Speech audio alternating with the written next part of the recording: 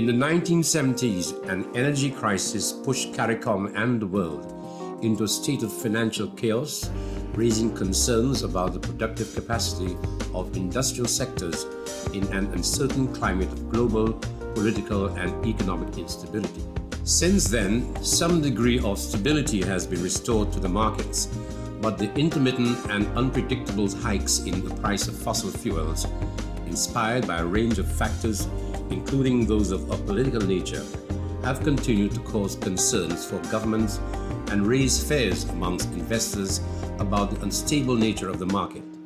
In non-oil producing and exporting countries like the Bahamas and Jamaica, where the investment climate, like elsewhere, is heavily influenced by the price of oil, potential investors cannot be assured that the cost of a major factor of production will remain stable. In other countries like Belize, which is an oil-producing and exporting country, there is a lower degree of unpredictability, but even there, the value of the imported raw materials influenced by the global oil price creates some impact on the overall cost of production and viability of enterprise. During periods of relative stability, the cost of fossil fuels relative to cost of production in the Caribbean context remain high, negatively affecting productive sectors and standards of living. One of the hallmarks of any developed society is where you have your energy sector being efficient, being in fact first world in its delivery to the consumers, so that an economy will grow. As economies grow, they consume more energy. That energy has to be cheap energy and has to be harnessed and harmonized with the environment. So we see that as the mandate to make sure that this vision comes about. Currently, Belize generates approximately 60% of its electricity from fossil fuels. In Jamaica, 91% of the fuel is provided by fossil fuels, and in the Bahamas, 99% of the energy used is provided through petroleum products. Existing trade deficits in the region are partly influenced by the fact that our costs of production are too high to afford opportunities for further industrial development. The price volatility of petroleum products has significantly affected us. For instance, at the Bahamas Electricity Corporation, we moved where the cost of petroleum products for providing energy to the Bahamas was in the region of $230 to $240 million annually, to where it rose to $370, $380 million in 1 year. That was in 2008. That significantly impacted the cost of electricity to our consumers, particularly not just to the residential consumers, but also to our main industry, tourism. And so the hotels were hard hit with huge fuel costs. And so it was a major impact to them. And the volatility is a major issue to the family islanders. The Bahamas is an archipelago with many islands, and the fuel is delivered via ship, small tankerettes. And so that additional freight charge that is charged to the consumer is added on to that volatile price. And so it is a major part of our economy, and therefore it is critical that the government address our energy concerns moving forward. Another cost to be added to the national budgetary equation is the cost of overconsumption of fossil fuels to the environment. Energy generation is essential to human existence, and without sufficient appropriate alternatives, fossil fuels are central to the process. But it is well established that greenhouse gases which result from the release of carbon emissions, largely from fossil fuels, are raising the Earth's temperature and resulting in extreme and destructive changes to the global climatic system. Close to home, these changes are resulting in sea level rise, increased droughts and flooding, and more frequent storms and hurricanes. These weather systems lead to injuries, loss of lives, destruction of property, and degradation of landmass. We all recognize that conventional sources of energy, petroleum and other such finite resources, are becoming more scarce as we use it out, as we take it out of the ground and we use it. It's becoming more scarce. And there are also environmental impacts. When we burn these kinds of fuels, they increase carbon dioxide in the atmosphere, And we all know the science of that, where it creates changes to our climate. The territories of the Caribbean community, as part of the global arena of states, recognize the urgency for change in consumption and production patterns, and have assigned the Energy Program of the CARICOM Secretariat the responsibility to oversee this change. Reform of the energy sector throughout CARICOM is necessary to achieve sustained change.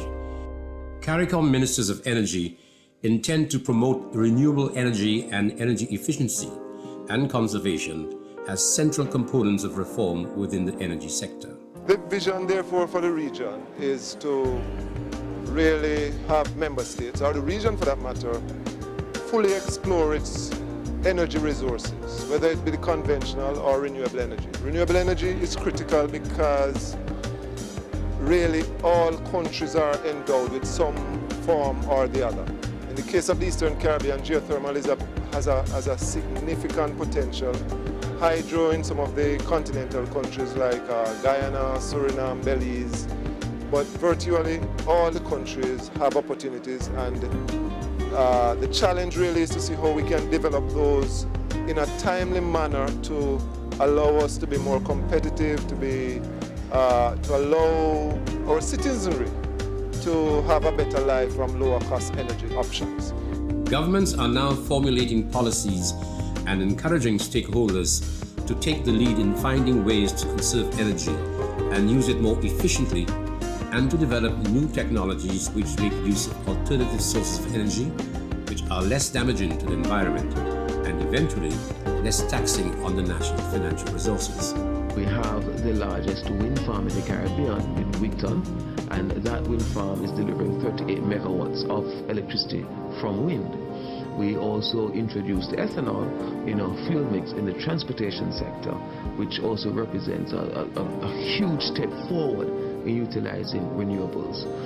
Recently, we had the lifting of a cap for renewables on our electricity grid from 15 megawatts to 25 megawatts, which would facilitate the utilization of renewables. And of course, we have introduced net billing for persons, residences that are utilizing energies, renewable energies, and can get a payback for their supply to the grid over and above their own consumption.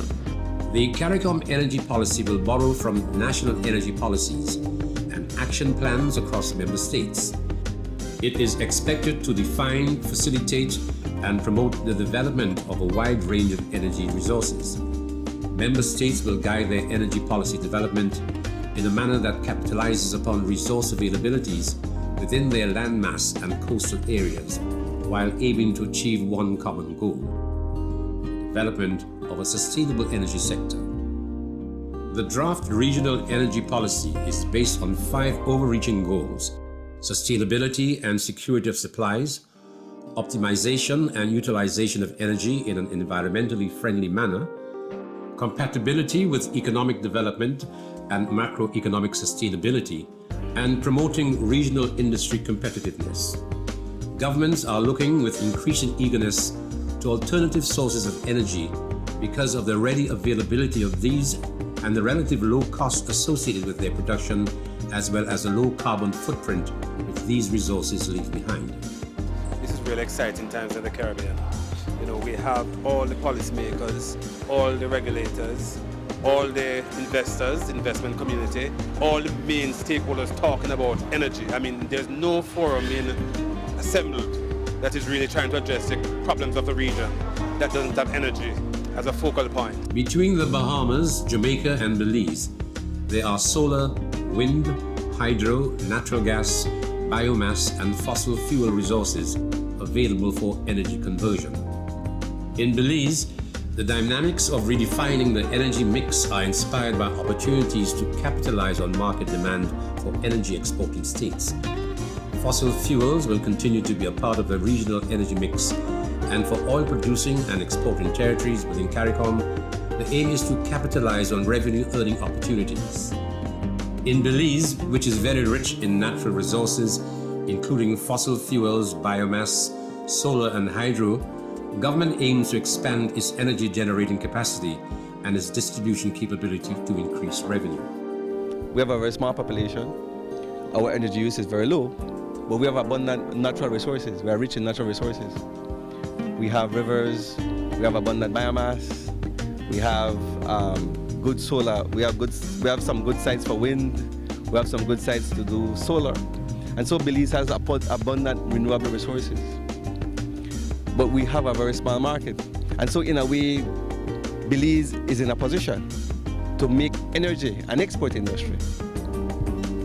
But then if we do that, then because we have these abundant resources, we need to strengthen the distribution system so that we are able to transport energy, our excess energy that we produce from here, to the rest of the region. The development of renewable energy resources will continue in conjunction with the inevitable use of fossil fuels, which provide valuable foreign exchange to Belize, and continue to be viewed as central to the power generating process in all the territories.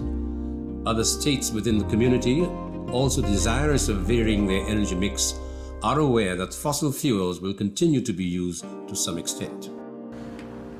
It's going to become more and more challenging to get access to fossil fuels. You're going to have to go deeper into the ground for coal. You're going to have to go deeper into the oceans to get access to the oil, or deeper, and you're going to have to implement measures to recover more of the product. At some point in time, perhaps the cost of securing fossils may come up to a point where it challenges renewables. For the time being, though, renewables cost. The Bahamas Electricity Corporation is wholly government-owned, and despite the challenges, government is committed to substantially reducing its energy consumption levels with a heavy emphasis on energy conservation and efficiency, but with an appreciation that renewable energy forms part of the process of reform. We have in the Bahamas 99% of our energy provided through petroleum products. We wish to reduce that number. We also would wish to reduce the consumption of energy in the Bahamas. We're preaching a message of conservation, and our key message from the National Energy Policy is we say 30 by 2030. Essentially, we want to reduce consumption by 30% by the year 2030, and we also want to introduce renewable energy to the level of 30% within our energy matrix. At the electricity utility provider in Jamaica, which is largely a privately owned entity, there is a demonstrated commitment to varying the energy resource base. The Jamaica Public Service Company sources its power from a mix dominated by fossil fuels, but including hydroelectric power and wind energy. The company owns a 4-turbine wind farm at Monroe and sources wind energy from the Petroleum Corporation of Jamaica's Wigton wind farm as well. There are 23 900 kilowatt wind turbines at the Wigton, which have an estimated capacity of output of 20.7 megawatts, although the expected level of supply is 7 megawatts. The Wigton Wind Farm Company is to double its capacity at the cost of $49.9 million United States dollars. Investments in renewable energy are made simple in Jamaica because the government has for years recognized the need to reduce its dependence on imported fossil fuels, and strict targets have been set for 2030. The National Energy Policy speaks directly to the possibilities for Jamaica, and it speaks to 20% renewables by the year 2030. But that doesn't rule out what may happen after 2030.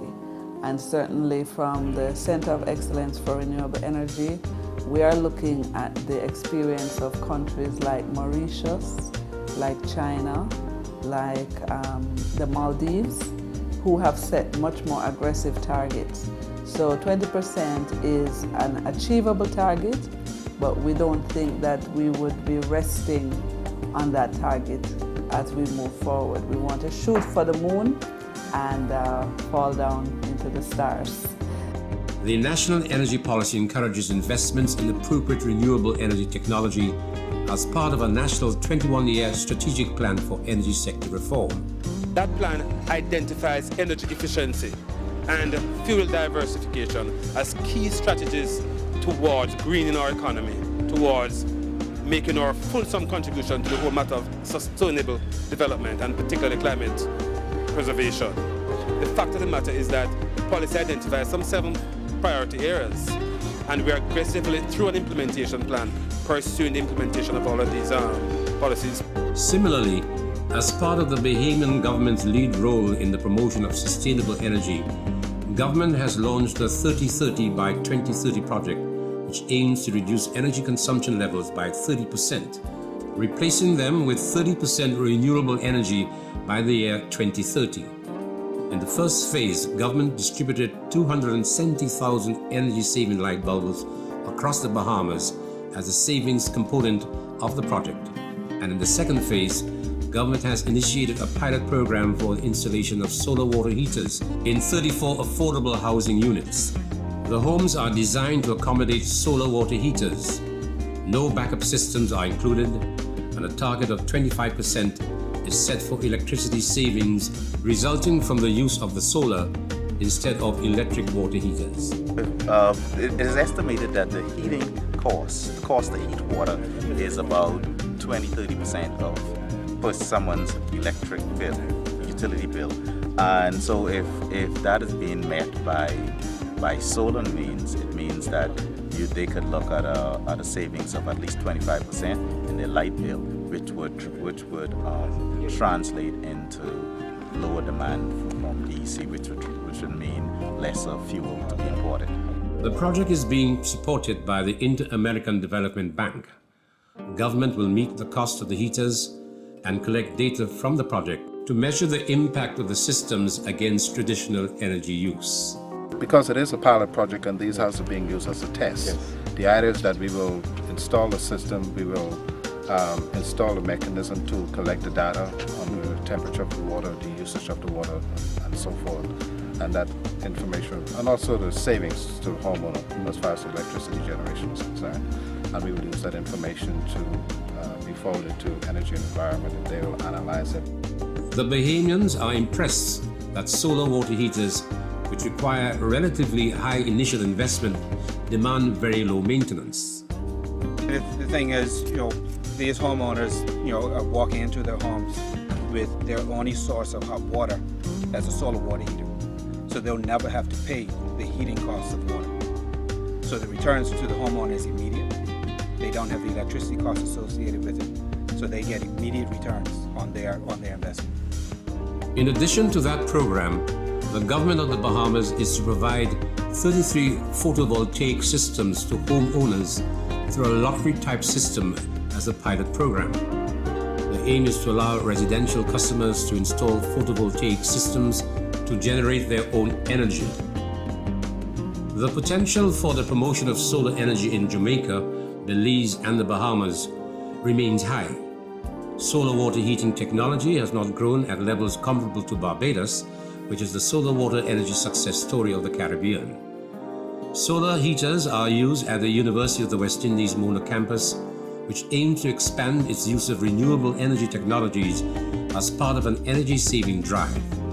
The University of Technology Jamaica and the University of the West Indies have collaborated to improve solar technology in an effort to manufacture solar panels which are more suitable for Jamaica in the context of its geographical position. Here at the University of Technology, our research and our work has to have a local flavor that can be effective in our national scenario, as well as that can be transmitted across the Caribbean. The risks associated with climate change and the options available for renewable energy development in the Bahamas, Jamaica, and Belize are not exactly the same. But all governments appreciate that theirs needs to be the leading role in the process of change. The government of Jamaica has for years recognized the need to reduce its dependence on imported fossil fuels, and in partnership with the Jamaica Public Service Company, the Petroleum Corporation of Jamaica, which owns the Wigton Wind Farm, and other groups and organizations, has taken steps towards this end. Although significant quantities of both hydropower and wind are being harnessed in a diversified energy mix, a significant amount of Jamaica's renewable energy is provided through biomass conversion, particularly at the most domestic level in communities which rely on wood to fuel fires. It is helping us from an environmental standpoint to be much more socially aware, to be more environmentally aware, and to ensure that for our children and grandchildren, there are sources of energy which will not be depleted in the way that the oil sources are currently being reported as being depleted. The Petroleum Corporation of Jamaica has established a Center of Excellence for Renewable Energy, which leads the way in research and development of renewable energy in Jamaica. The center's areas of focus include hydropower, wind and biofuels, including bioethanol. Research into biofuel at the center includes consideration of fuel made from animal fats and crude oil, pressed from seeds including palm oil and castor seeds. Which can be made with sugarcane, with sweet sorghum, and other carbohydrate type grasses. And the bioethanol is also has the potential to reduce the dependence on methyl tertiary butyl ether, MTBE, which is known to contain lead. In Belize, which measures approximately 8,866 square miles, an Organization of American States OAS-funded biofuels project is being administered with the assistance of the government. This pilot project is an experiment into the viability of using the environmentally friendly Jatropha crocus as a biodiesel for powering small equipment. One of the main objectives is to use the biodiesel oil as a fuel in small equipment for experimental purposes. And if it's feasible, then in the future we can expand the production of it. The use of crops for energy generation is at times a contentious one. Limited land space for residential and industrial purposes makes the initiative impractical in some countries. But in Belize, with a population of just over 300,000 people, land is available for cultivation of crops to generate energy.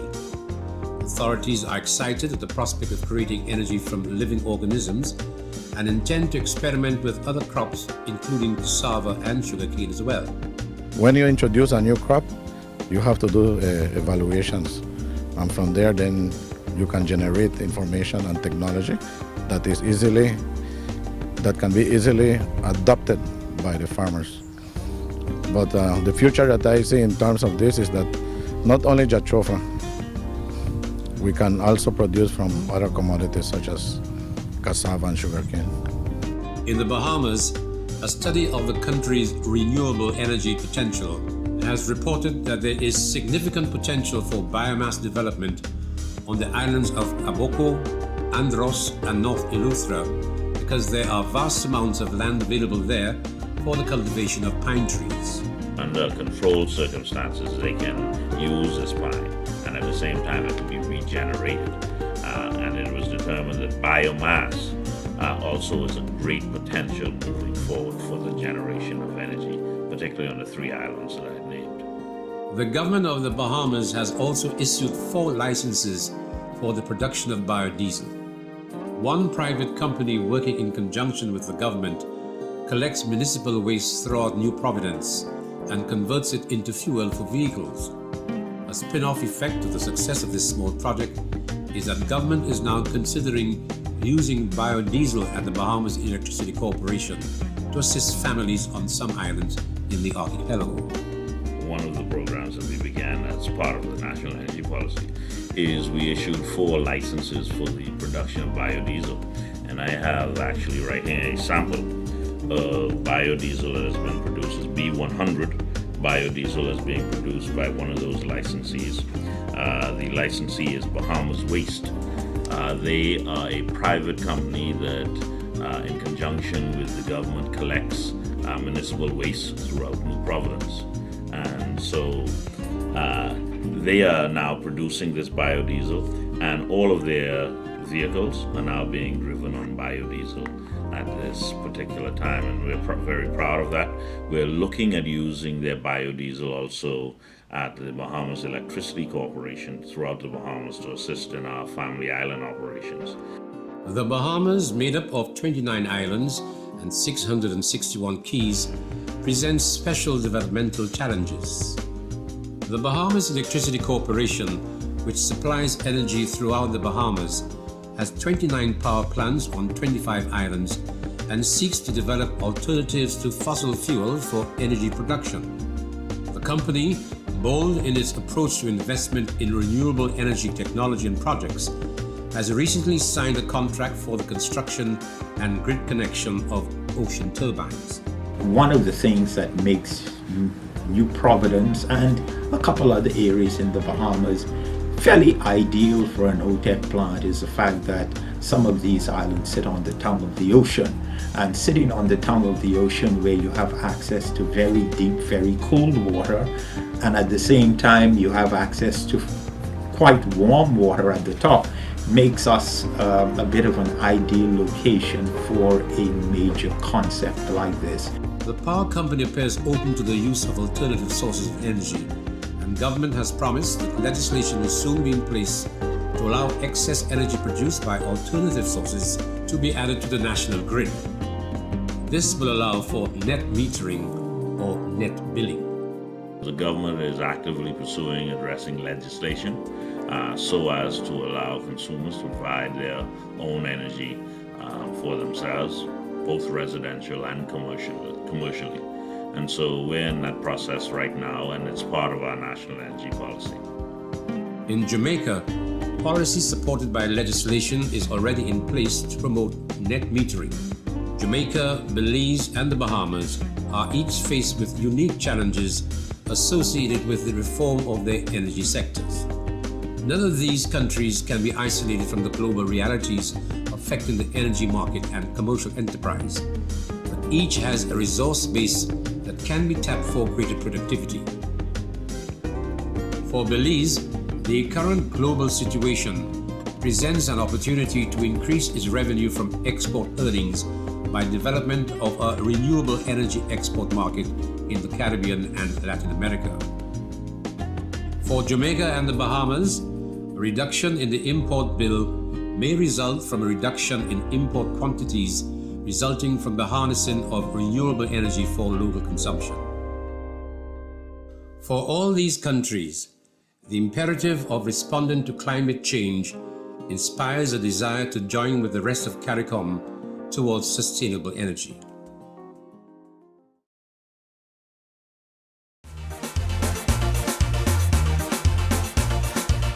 Energy conservation must be the focus of the whole region. We save energy, we save money. Let's make a commitment to save the environment. We must use energy better, stop depleting the ozone layer. And if we take care of Mother Nature, she will care for us in the future.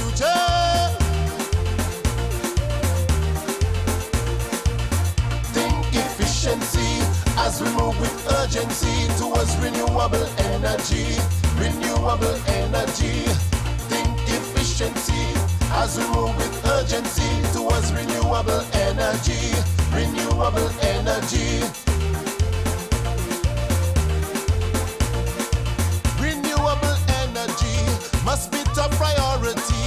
Let's think first of all geothermal, wind and sun energy. Hydroelectricity will save the environment, create new forms of employment. Energy more secure, we can look to a better future.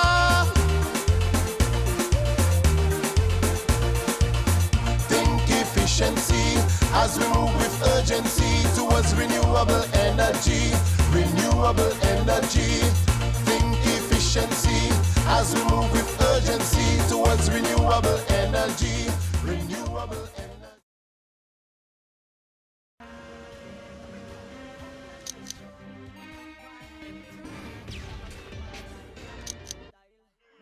What are you doing? Why you put off other things? You have the charger plugged in, no phone. You have the computer on, it's still on the same page from yesterday. Radio on and you're not even listening. Water wasting. You know it requires electricity for the water to flow through the tap. If you're not using it, turn it off and unplug the cable from the switch. You opened the fridge and didn't close it properly. You're wasting electricity that your parents have to pay for. Oh, that's why my parents always complaining about the electricity bill. I remember that. And I think I'll tell my parents the fridge is too close to the stove. I remember my teacher spoke to us about that.